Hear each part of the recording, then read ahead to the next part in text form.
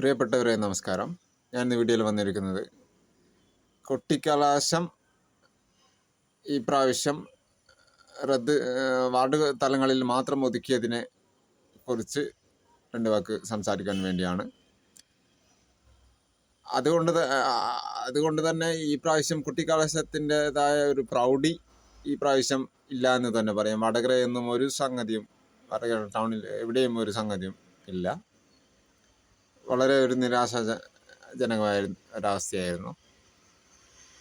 ഈ ജനാധിപത്യത്തിൻ്റെ ഒരു ഉത്സവമാണല്ലോ ഈ തെരഞ്ഞെടുപ്പ്.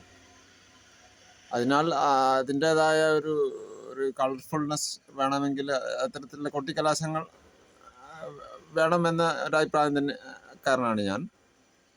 മുൻകാലങ്ങളിൽ ചെയ്തതുപോലെ ഓരോ രാഷ്ട്രീയ പാർട്ടികൾക്കും പ്രത്യേകം സ്പേസ് നൽകിക്കൊണ്ട് അവരെ കുറച്ച് അകലം പാലിപ്പിച്ചുകൊണ്ട് കുട്ടിക്കലാശം അനുവദിക്കാവുന്നതേ ഉള്ളൂ. പക്ഷെ അത് ഗവൺമെൻറ് അതിനത്ര താല്പര്യം കൊടുത്തിട്ടില്ല. അത് ഒരു നിരാശാജനകമായ കാര്യമായി പോയി.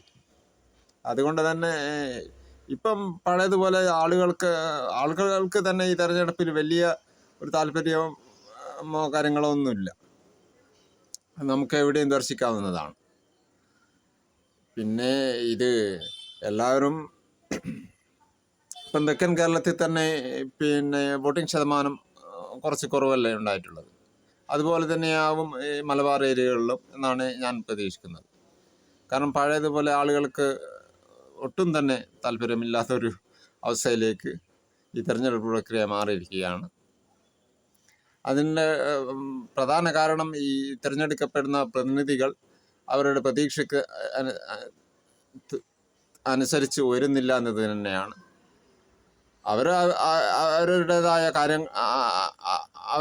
കാര്യങ്ങൾ ഈ 5 വർഷം കൊണ്ട് പരമാവധി അവർക്ക് വേണ്ടിയിട്ടുള്ള പോക്കറ്റ് മണി, അവരുടെ പോക്കറ്റിലേക്ക് പൈസ ഉണ്ടാക്കുക എന്നുള്ള പ്രക്രിയയാണ് ചെയ്തുകൊണ്ടിരിക്കുന്നത്. അതാണ് നമ്മുടെ നാട്ടിൻ്റെ ഒരു ദുരവസ്ഥ.